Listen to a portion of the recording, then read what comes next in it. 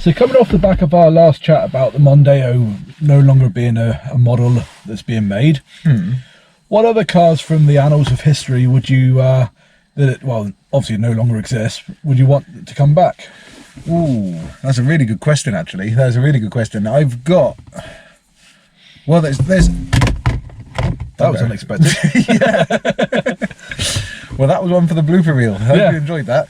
But yeah, there's two off the top of my head that I would think of. One of them being the Ford Capri. Yes. Again, thinking about the Ford thing and continuing on with that, because they never really did a replacement car, did they? And no. To be honest, as long as they didn't make it too modern and too... Well, I don't know. There's some cars that they rehashed, and I think that they could have left them where they were. Because I mean, a lot of companies are redoing a lot of cars, aren't they? Like you've got the Fiat 500 that was re-released, and I mean that one took off massively. They're everywhere. Yeah. Well, funny enough, Ford are the worst for it, because we had the Cougar back in the late 90s, early 2000s, which was I had one of them. a slightly sporty model that has now come out as a small SUV, kind of crossover thing. Yeah, and then excuse me, sorry, I'm trying to put my other GoPro that just fell off the roof somewhere else.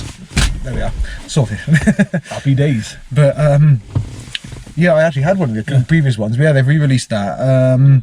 There's been a couple in there. I mean, there was the Sirocco as well. Yeah. But that one, I think, giving it its due, Volkswagen did do a very good job on that one. I do like that was car. a nice looking. Yeah. I don't think it'll become a natural classic like the old one, but it is still a handsome car. Yeah, I don't know. I'm still in two minds. I mean, give it 20 years and we'll see, I suppose, and everything, especially if they stop making them again. True. But yeah, I would love it if they made another Capri. Yeah. And I mean, the only thing...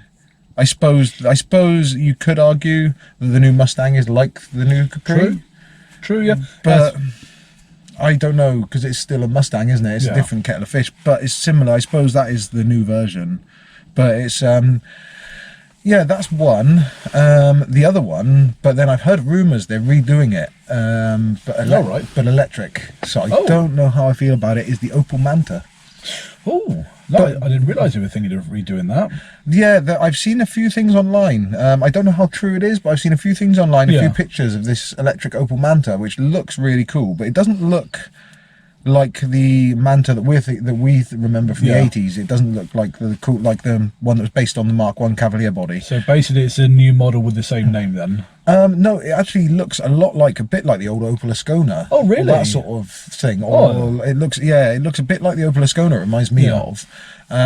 Or the first model Manta, the Manta A. Oh yeah, sort of thing, GT. That it looks a little bit like that. That'd be quite nice, actually. Yeah, that is quite cool. But they're making it electric. That's the only thing I'm a bit in two minds of. So it'd be quite cool if they made one. It'd be quite cool if they made it as an option, so you could have one with a combustion engine as well. And I don't know if the new one's rear-wheel drive or front-wheel drive. I don't. Like I said, I've not actually seen specs or anything, but apparently that is something in the pipeline, so that'll be interesting to see. I think we just got to accept that any new model that comes out these days is probably going to be electric only. Yeah, a lot of them will be, especially with regards to the 2030 ban on combustion engines. But it'd be nice if they try and rush one out just to get one last ice car out. That's what I mean, because I think at the minute we're at the precipice. nice big word. But I think we're at the stage now. The thing I think that makes it exciting for me about electric cars is the fact that I think there's going to be a lot of car companies out there with the combustion engines that are going to be trying to do their big last hurrah. So I'm hoping... Well, look at things like the GR Yaris. Yeah, this is what I mean. So I'm hoping this is just the start, and this means that we're going to be seeing a lot more cars like that, where companies, like, I'm hoping we're going to be going back to like Group B days, where we're getting mental cars on the road. Yeah, so that would be really cool. But it's, what extinct car would you bring back? Well, funny enough, it's another Ford. Really? Yeah. Oh, brilliant. And I've always been a massive fan of the Escort. Oh, yeah. And any of the 6 Marks will do me. Really? Yeah. Any of them? Even like the Mark 6 or the Mark 5? They would, they were okay. Yeah. But I mean, a lot of people love them now. But I mean, they were... I mean, we're old enough to remember when they were first out, and I drove one and I didn't like it. Well, the one I drove, it might have just been because it was knackered. The gear stick felt like it was stirring porridge. It just felt like everyone said the American cars drove. But I mean, to be honest, I would love to have a go in a Mark 1 or Mark 2. They are awesome. And I mean, there is actually a company, I think it's here in Wales. That, MST. is that who it is? That do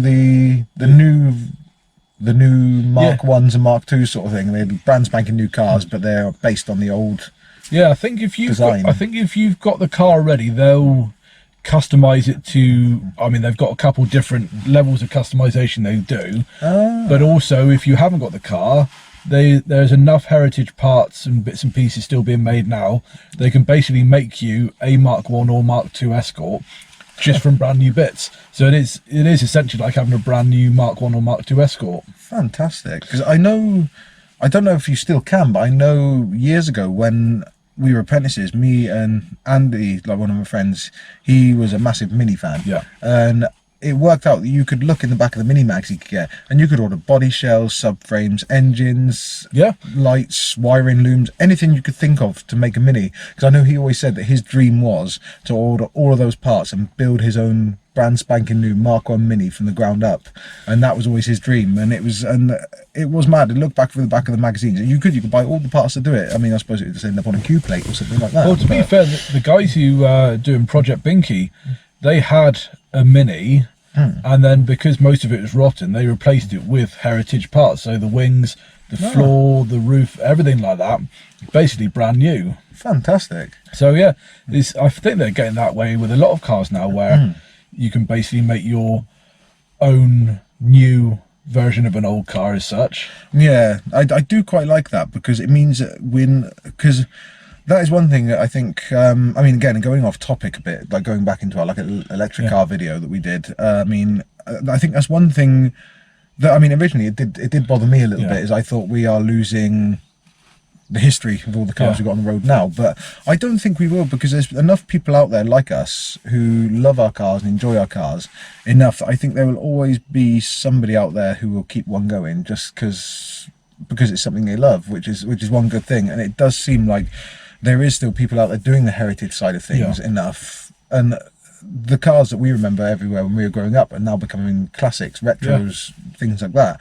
And it's, I mean, to be honest, like I say, if you look at my Insta, a lot of my pages are like the ones I see out and about, the cars I remember from the 90s when I was a kid and things like that. And yeah, it's incredible, because like I say, I remember seeing most of them everywhere, yet now they're just like more or less all but dried up, and it's nice to see. It's nostalgic, but there's a lot of people out there doing heritage parts for them as well, isn't there? And it's, well, to be fair, there's enough of a classic market and enough people doing restorations that it's worth them making those parts so we can keep those cars alive, especially with internal combustion going in the near future. You know, the only way we're going to keep old cars with internal combustion engines on the road is if we have the parts for them. I mean, I know a lot of people are taking classic cars now and electrifying them. Yeah, because that is another quite cool thing as well, isn't it? That I've seen. I have to admit, now you said that, I have to admit, there's quite a few there which are actually really quite cool with that, isn't there? So, but you still need body parts and you know, lights and wing mirrors and all the other bits and pieces that go up to make a car. Yeah, that's very true, and it's I like the idea that these cars aren't just going to die, sort of thing, and everything. And it's well, the thing is, if you get yourself a project car or something like that, and it turns out to be a bit of a rot box, instead of going, well, I can't do the metalwork necessary to get this back together again, you can go, well, I just cut it out and replace the part completely. Yeah, which is quite cool. You know the amount of cars that sit around in barns and bits and pieces like that, and the floors rot out. You go, right, I can get a new floor pan. Yeah, that's it. And it's because I mean, going back to like the extinct cars we bring back, because I mean, as we're sat here, I'm thinking more and more, but I mean, a lot of them, I mean, it could be argued that the companies have already, there's no need to bring them back because the companies have got the replacement cars. Like, I mean, there's Vauxhall Nova. I would love it if they re-released that, but I mean, again, people could turn around and say, well, they don't need to, they've got the Corsa. And it's the same with, like, you could say about Mark 1, Mark 2 Fiestas, they don't need to, they've got Mark 7 or 8, and it's... Well, to be fair with the Escort, you could argue that the Focus is a replacement for the Escort. Yeah, that's the thing, it's kind of hard, but I mean, I think, thinking about the extinct cars, I mean, if you could bring one back exactly how it was back then, maybe a bit upgraded so it wouldn't break down as often as a lot of the older cars used to, then I think, yeah, for me, I would love to have a Mark 1 or Mark 2 Capri. I mean, to be honest, Mark 3 is, well, to be honest, any of the Marks Capris, yeah, I'd just be happy with. So I mean, and I'm not the biggest, like I say, I've always been more Vauxhall than Ford, but the Capri has always been one of my dream cars since I was a kid. So, well, it kind of almost was your first car, really, wasn't it? I did get offered a 2-litre Pinto D-Reg one to have, if I could find the space for it, and I could not find the space for it, and I'm absolutely gutted to this day. You imagine if you kept that now. Oh, I wish I did. D-Reg, I remember it was beautiful in a real light metallic blue as well. That was, I was gutted. I didn't have the place to put it. It would have been parked on the road with no tax, no MOT, and it would have got clamped, crushed, and taken away. So hopefully it went to a nice home. So, but it's that's one car. And also, like I say, the Opel Manta, like the one that Zara had, like my wife had when we first met. We brought it as a project, but we had to sell it when my daughter was due to be born, unfortunately. But we had a 2-litre GT Ermshire edition as well, and we could not sell that car. Believe it or not, we were trying everywhere to sell that car, and in the end I think it went for 150 quid because no one would buy it off us. It was just somebody'd snap your arm off to have it these days. Exactly, criminal, even in parts, because it still had all the GT interior, and it had the Ermshire twin lights on the front, Ermshire back panel between the rear lights. It was in gunmetal grey, and it had the normal GT nice bits like the wheels and everything like that. But it was the Ermshire edition, because it had the Ermshire steering wheel, Ermshire gear knob, I think it had an eye on it as well. There's just a few nice bits in there, and it was a genuine one. It had it on the logbook as well, GTE exclusive Ermshire. And yeah, having another one of them would be lovely. That was the newer Manta that was based on the one based on the Cavalier Mark 1, I believe. So it's but it's yeah, because I mean it's hard. I mean, to be fair, there's hundreds of cars that I wish we could have back again, kind of thing. But, yeah, I mean, to be honest, another one I thought about just now, MGB GT. It's a car I've always wanted. Funny enough, when we were talking about the heritage parts, I was thinking about that. I thought, yeah, that'd be a cool one to have back again. Yeah, that or a Triumph Stag. Yeah. Again, or TR4 or TR5 or TR, you know, TR7. Yeah, I'd like a TR8 with a V8 in it. Oh yeah. But it's there's so many cars that we could, and I imagine that you guys as well could think of that you wish we had back. But funny that we both went for a Ford. Yeah, and I'd say, yeah, let us know underneath what you would bring back out of all the cars which have been extinct now. Whether you would have it as a resto mod, a new one, or an electric conversion, or even just have it back brand spanking new out the box, exactly how it was back then, like a complete classic. Yeah, let us know. See what fire it in the comments below. We'd love to hear what your thoughts on this are, and yeah, it'd be really cool to hear from you guys. So yeah, let us know. And also, I mean, if you want to get involved with any of our topics like this, find us on Facebook. We've got a page. We've also got a group.